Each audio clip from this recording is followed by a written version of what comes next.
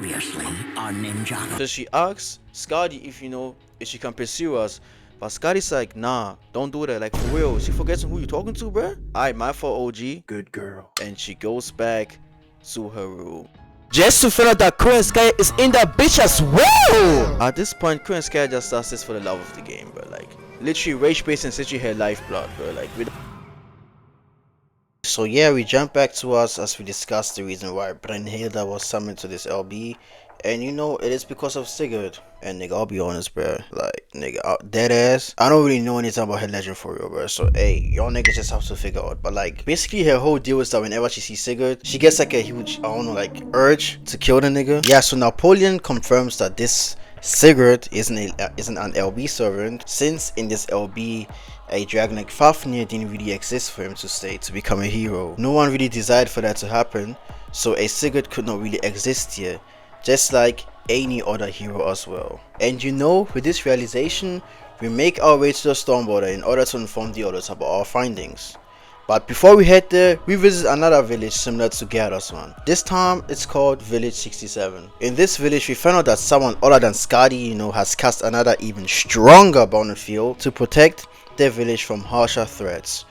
Such as the giants, the demonic beasts, and so on. Yeah, and as we're wondering who it might be, we get a transmission from Chaldea warning us that, giants are heading closer to Gerda's village. So, what we do? We rush there right away, only to find out that everything been good so far. Really, nigga? Yeah, so we meet Gerda and we ask her if, any strange occurrences happened. And she said, no, not really, they ain't really been that strange. But there was a strange man claiming to be from Chaldea who was there for a time before, leaving again. So we go into Gerda's house and she prepares us a 5-star meal before doing some chores that she had to do. Now, but out of nowhere, we hear giants lurking and roaming outside the village, confused because of the abandoned field. So, we defeat them real quick. Gerda searches for us in the meantime and also finds us and also realizes that, we were never envoys at all, like we told her before. But instead, people different from everyone in this LB. So we return back to her home and stay there the night. In the morning, we get a transmission from Da Vinci who tells us that the border is being ambushed by the mass-produced envoys. So we prepare to head out and help them. So we arrive at where, they were being attacked and defend the border. But as we're defending the border, Da Vinci, the genius that she is, comes up with a plan to counteract this ambush. And it turns out that these giants attack things or people with heat signatures, which also, of course, includes some envoys. So we use this to our advantage. And after some time of battling, Brunhilde, the mercy of the envoys, requests to meet her sisters face to face. So the 3 Valkyries, obviously hearing what she said, descend onto our border.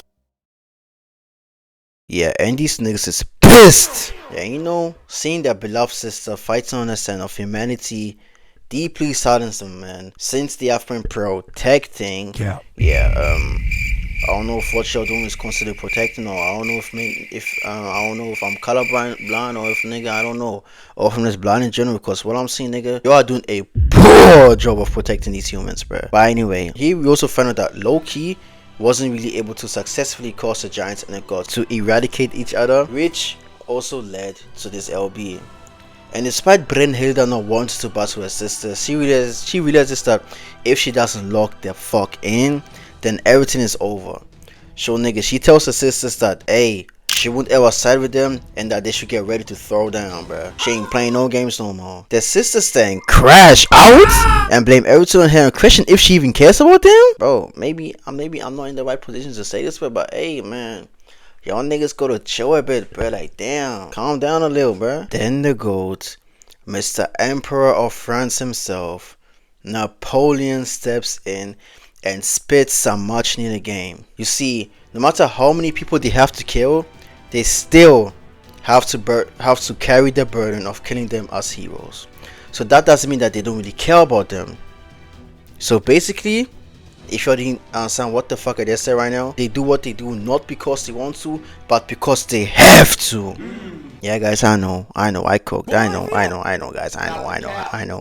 Brunhilde then questions if her dear sisters have even forgotten something so simple. And the Valkyries, being hurt by this engage in battle. Brynhilda manages to hold them off and compliments them on having gained a heart that understands the emotions of others. So in essence, a human heart. The Valkyries, insulted by this, angrily deny her claims despite knowing that it's true. So Thrud, the baddie, and Hilda charge at her, and Brynhilda skewers them, leaving Outland speechless. After saying their goodbye, admitting that they gained emotions they cannot understand, and apologizing to Outland, disappear into thin air. And Outland, not knowing what to do, flees from the scene in despair.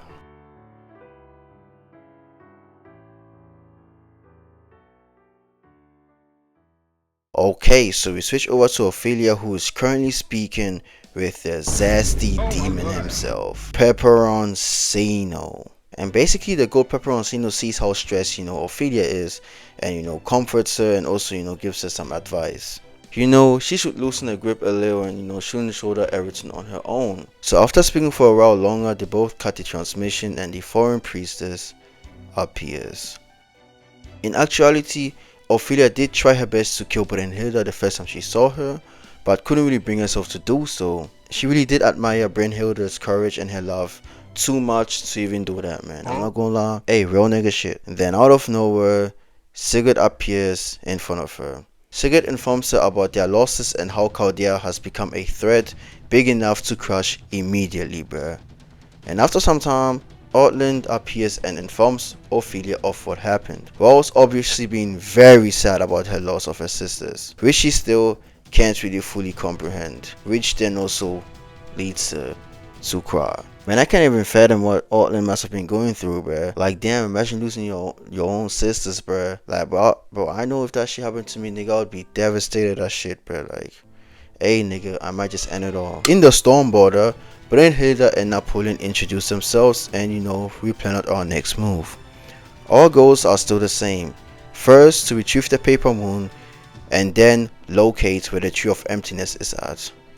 And for that, our biggest threat in this LB isn't the queen herself, but instead it is Ophelia and her servant Sigurd. But dealing with Skadi is, of course, another matter. But Queen Skadi actually seems cool, so we actually do kind of plan to reason with her, even though before we couldn't reason with her, we are still trying to reason with her. Yeah, nigga, I don't know what this is about, bro. But basically, we are trying to reason with her since she is trying to figure out who is in the right between us and the crypto. So for that, we plan to make full use of everyone we have met so far, including Situna as well, who will help us once we have reached far enough in the castle. Later, as we are about to sleep, Napoleon comes to our room and wants to discuss some with us. He tells us about the tragedy of Brynhilda's story and the weight of what we ask of her. I mean, nigga, we are literally telling her to kill her beloved once again, which causes great turmoil in her story. So, we should carry the responsibility even beyond this LB. It's little things like this. Okay, maybe let me not say little, but it is things like this that remind me of why I really love FGO so much, bro. Nigga, it has its own way of telling a story and making sure that we, the protagonists, understand, the sacrifices that these niggas make to ensure our survival, which is cool as shit, not gonna lie. And after talking with us a little longer, Napoleon leaves our room as we're about to sleep. So we head over to the castle, and of course, just like always, there are giants here that can't really leave us be. So we make quick work of them. So after defeating them, the main threat of this LB appears. Sigurd together with Outland. But before we battle, Brynhilda and Sigurd hold a conversation. In this conversation, it is made clear that this nigga Sigurd either doesn't give a damn who Brynhilda is, or that maybe there's something else that is going on here.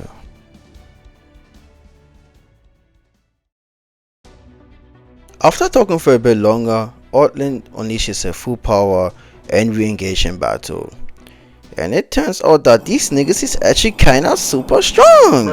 So Brynhilda decides to activate her Odin Seal rune, which amplifies her power in exchange for slowly burning down her spirit origin. Then, in the shadows, Ophelia shows up and uses her mystic eyes on Brynhilda, which hampers her for a short time.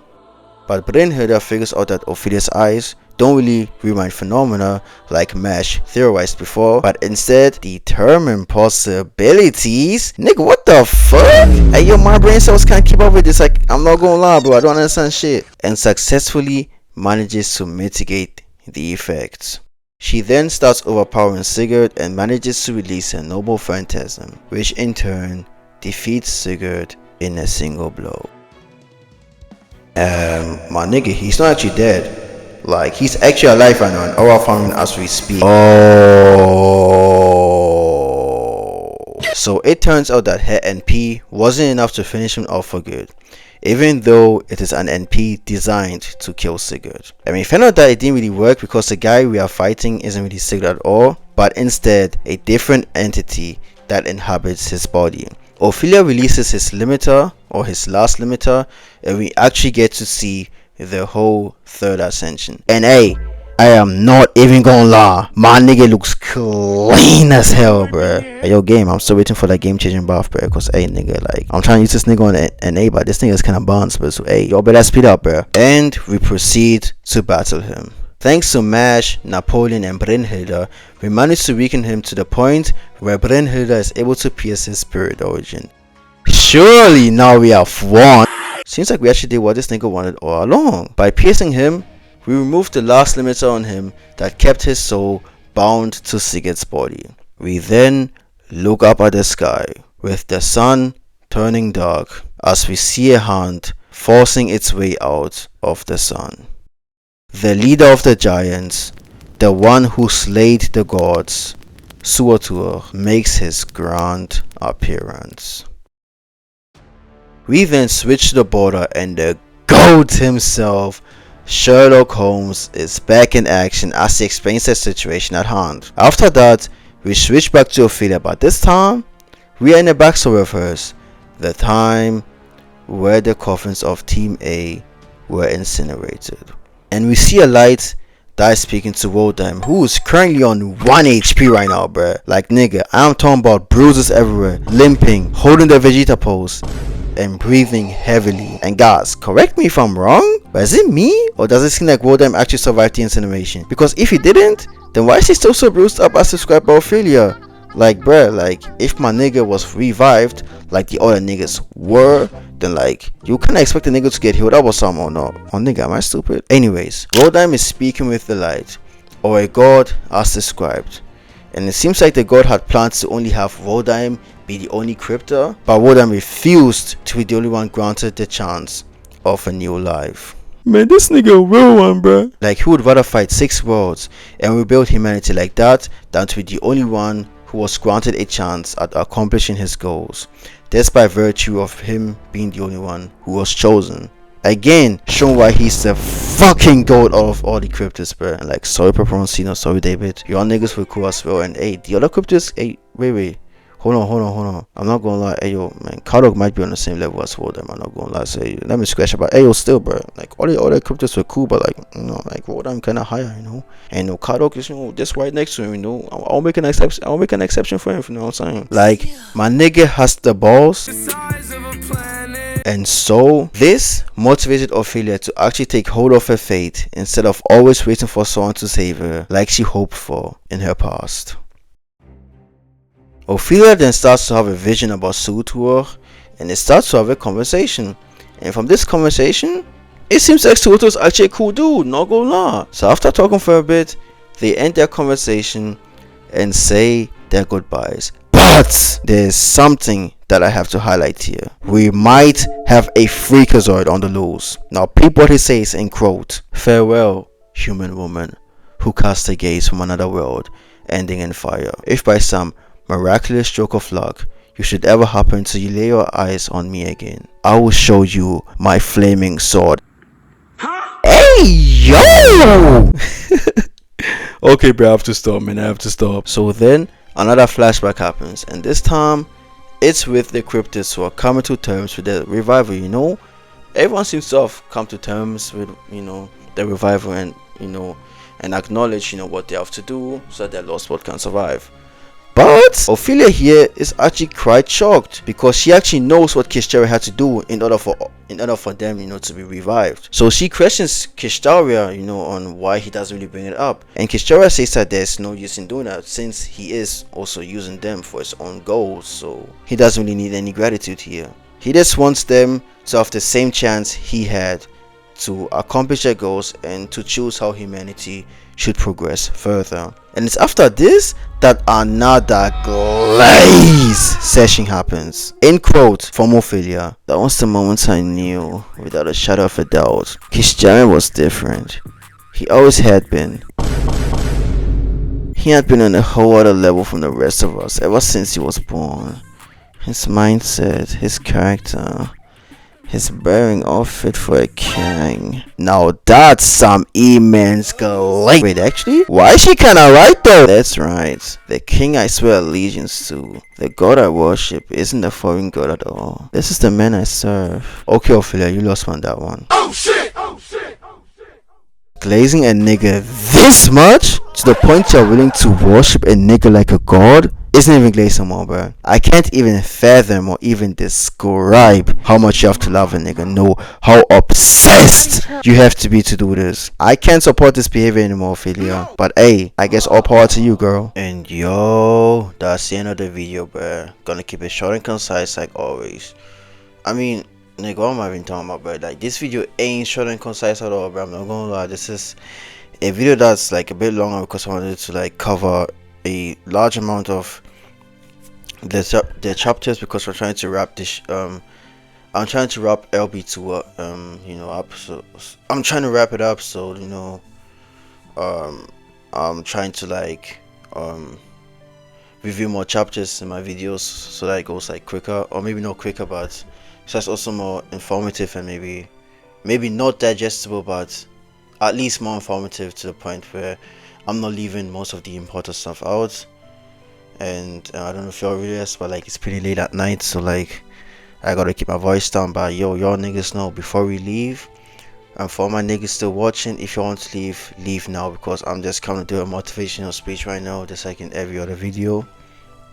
So yeah, my nigga, I mean, bruh, school started, still on the grind. I'm not gonna lie, you know, I'm still, you know, up late nights trying to, you know, do something in my life, because I know that school ain't gonna do much for me, bro.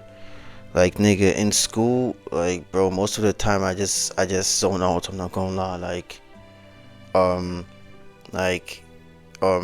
You know, I've been struggling with social anxiety, and that social anxiety like has gone to a point where in school, like, I'm even afraid to raise my hand, because I'm afraid that if I say something wrong, niggas will think this and this about me. And, you know, like every time I walk, like, if I feel like, you know, niggas are watching me, or like I'm doing something wrong, so when I walk, I feel like all eyes are on me. So like, nigga, I don't even really know how to react anymore. But like, hey, and nigga still grinds, bro. You know, I still go to the gym.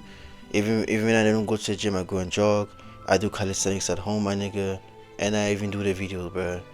So nigga, what kind of excuse do you have, bro? Come on.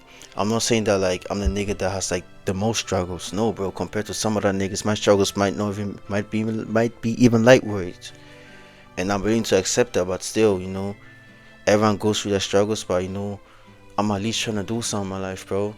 Trying to make sure this YouTube shit works, and I'm never gonna give up, bro. As long as I'm alive, my nigga, I'm not giving up on this shit, bro. I'm not. So yeah, bro. That's really it, bro. Cause nigga, if I can will myself each and every day to just grind on this video to get off the hell that I call school, then like, nigga, what kind of excuse do you have? You always keep saying I'll do it tomorrow, but then tomorrow comes and you never show up, my nigga. So it's time you showed up, bro. It's time you actually put your mind to your work and actually work towards your dream. and and actually do something with your life, my nigga. Cause life is short, bro. You can die any moment, so please take yourself seriously, take life seriously, take your mental health seriously. Like I mean it, bro. I've been going to therapy and it's been helping a bit, but it's a long process. So like, especially if I deal with social anxiety. So like, please seek some help. Let your pride go, please. I beg of you, just seek medical help, seek mental help, and I just hope your niggas actually do something with your life. I don't want you to end up like me, who did some horrible mistakes in his past. So please, guys, please get up and do something with your life. And as always, guys, thanks for watching, and see you on the next one. Bye bye. No, she can't stand me, I'm fancy, so I'ma bring her out when I get my Grammy. Late night sex, she can't find panties. Couldn't hold it in, now she need a plan B. Shorty a little baddie, she my little boo thing. And shorty got the fatty.